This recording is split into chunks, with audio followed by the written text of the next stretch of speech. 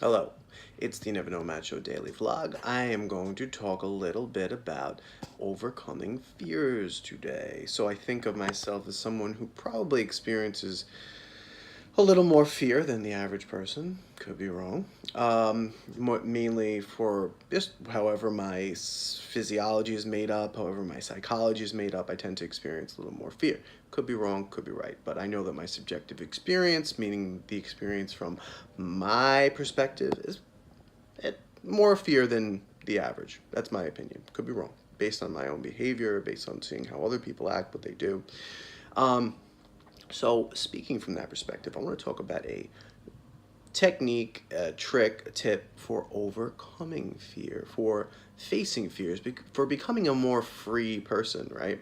For becoming someone who is out of the jail cell that most people keep themselves in by not getting out of their comfort zone, right? So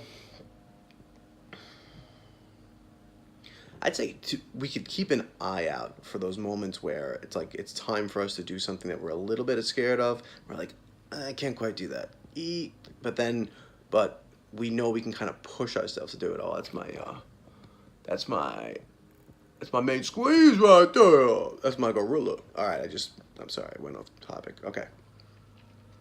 So I talk about facing fears little by little, and how we can grow into a new comfort zone. Excuse me.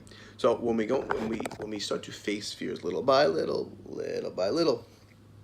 get out of that comfort zone, do things that we are uncomfortable doing. Like, let's say you're walking down the street, you're passing by someone, like they're a stranger, and you're like, okay, I'm gonna say hi to this person, and it doesn't matter what they say back.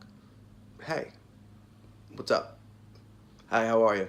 And usually people will be like, hey, they'll be like, good. They'll be like, hey, or they'll just ignore you. It doesn't really matter. The point is to do it, and then eventually you realize, oh, like nothing bad is ever going to happen. So your mind it sees it continually, and your body starts to get comfortable with the idea of doing things that you feel a little bit uneasy with. And the more we do it, the better we get at it, right?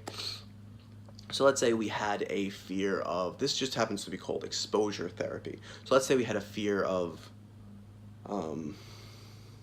heights, right? What we could do is we could get a ladder.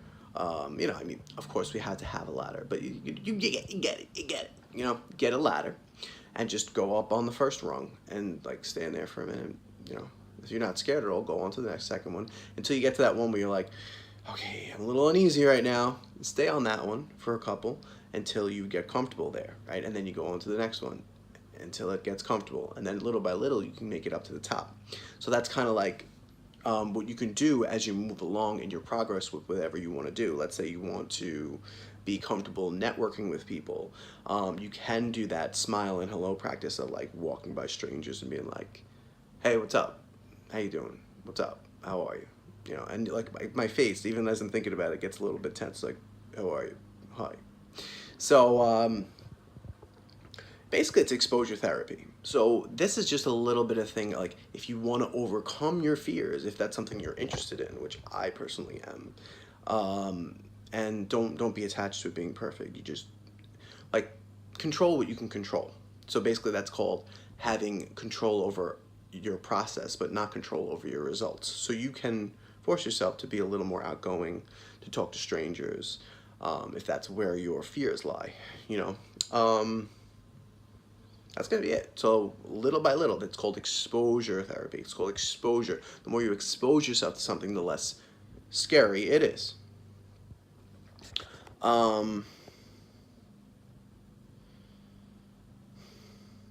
Yeah, I was just wanted to see, I think if there was anything else that I wanted to say about that.